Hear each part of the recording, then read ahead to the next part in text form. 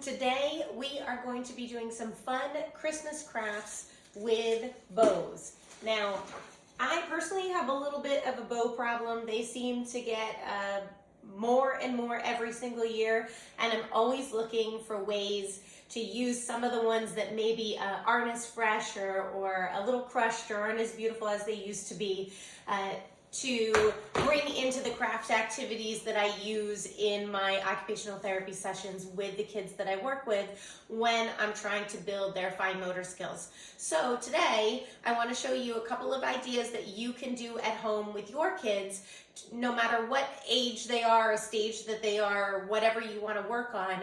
I'll be giving you some tips and tricks to make the holidays a little bit more fun.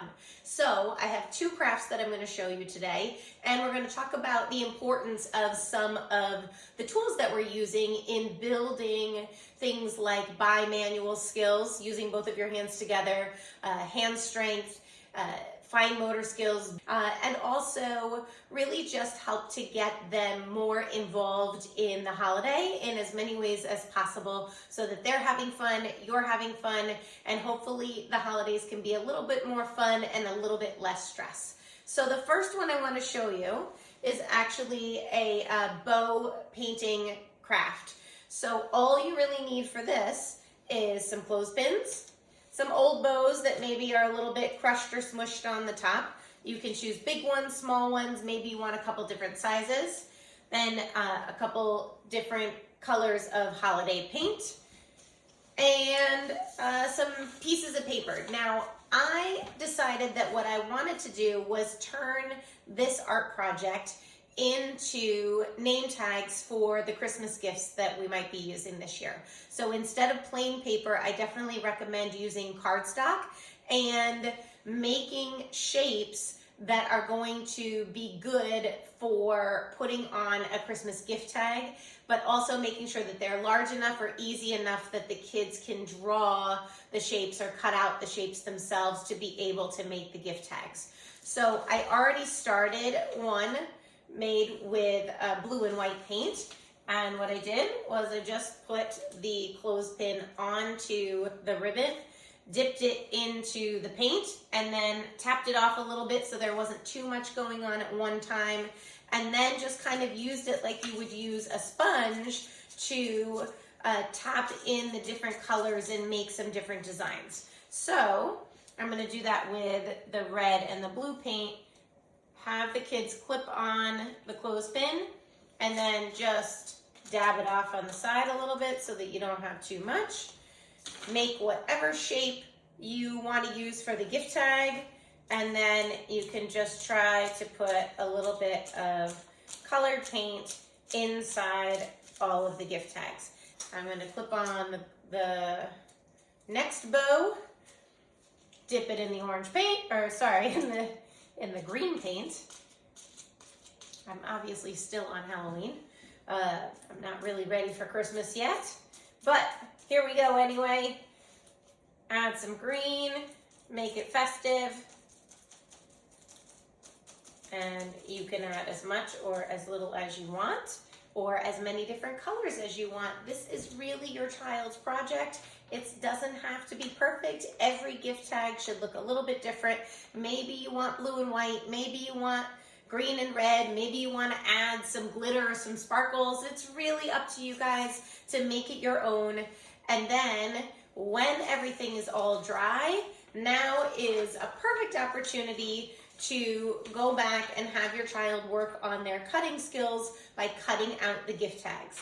Now, my experience is that many of my kids do not do well with a full piece of paper. They get kind of tangled up in the process. So sometimes what I'll do is either cut the paper a bit smaller so there's less for them to start with, or if they really need it small and I just want them to be focusing on the lines, then I'll cut the paper very small and have them just go back and maybe cut a straight line down so that they can easily snip off the edges of the paper. For a child that's really just practicing cutting in a straight line, you don't want to make the paper too big because then it's too much work for them to rotate it. But if you have a little bit more of a seasoned cutter, then you do want to encourage them to stop at the corner, turn the paper, and then actively cut the next side of the square out. Now, I will tell you that if you're working on cutting skills, straight lines are the easiest to work with for a child, and then you go into larger circles. Smaller circles are much, much harder and require a lot more graded coordination and a lot slower cutting. So think about that when you think about the ages of your children and how much exposure they have to cutting, or if it's something that is new and they're really still working on it, but you want to keep them involved in the project. Once you have finished cutting out the square, triangle, star, whatever it is that you made for your gift tag, take a hole puncher, punch it in the top, and then finish it off with a little piece of ribbon. So just have your child pull a small piece of ribbon, snip it off, thread it through,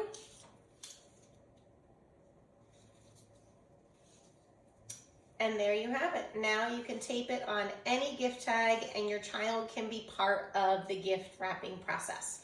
So that is the first craft activity that I wanted to show you. It's very, very easy. You can choose to add in the drawing of the shapes or pre-draw the shapes. You can choose as many different colors as you want. You can choose to use all different shapes if you want to work on particular cutting skills. Remember, if the paper is large and the child is really just learning how to cut in a straight line, make the paper a little bit smaller or make it actually very small so that it's easy for your child to kind of cut across the page and still have success in the activity. Okay.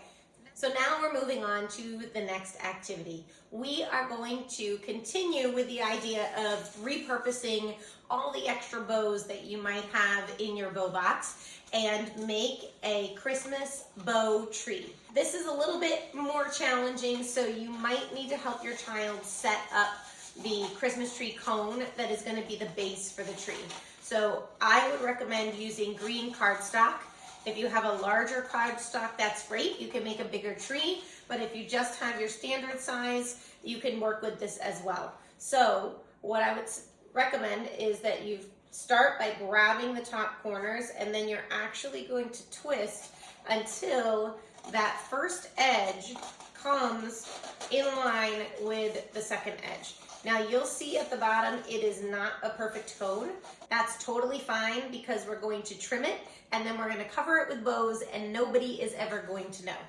So once you get your cone, this is the part that you might need to enlist your child's help, but if they can't help you, you might have to do this part on your own.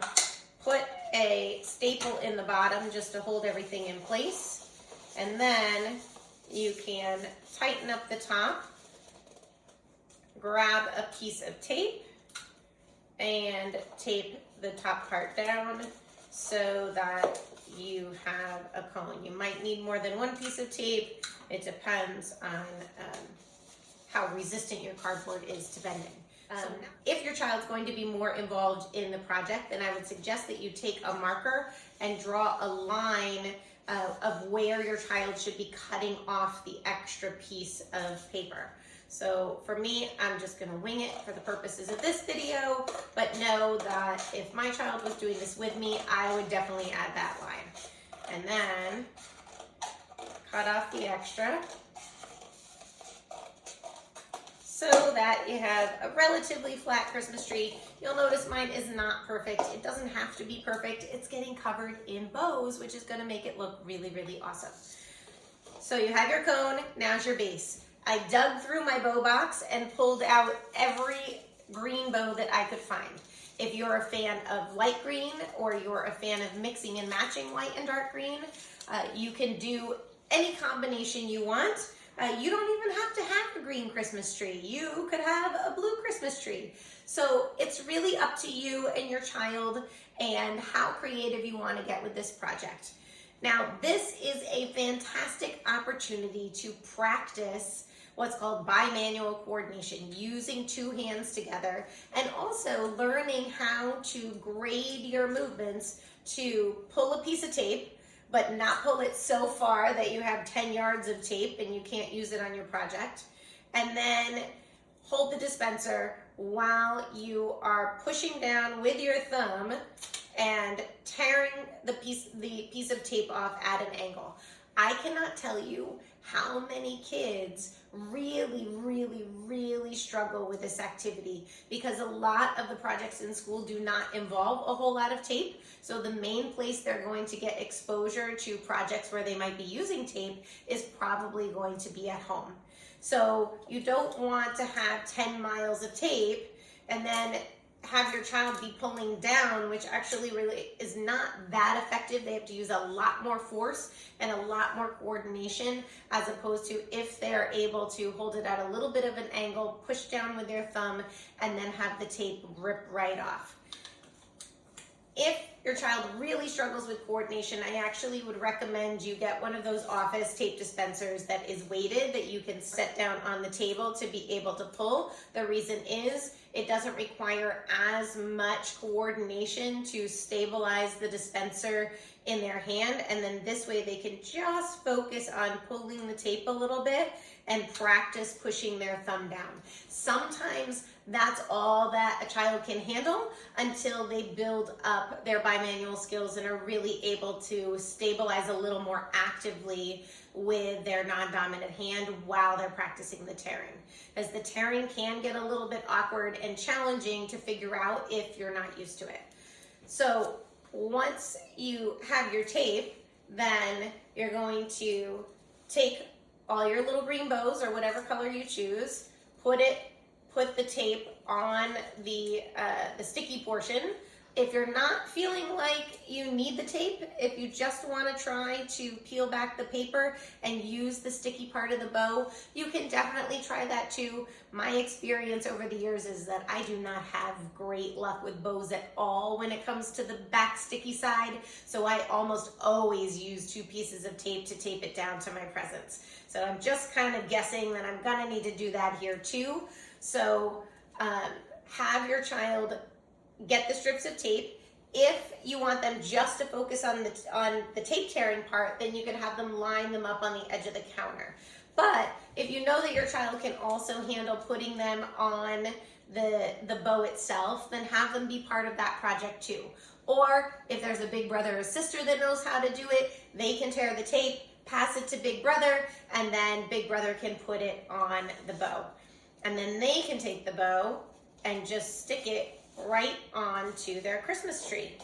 Now, you can use all different sizes, shiny bows, different colored bows, and really the trick is to just get them close enough together that they're hiding the cardboard underneath.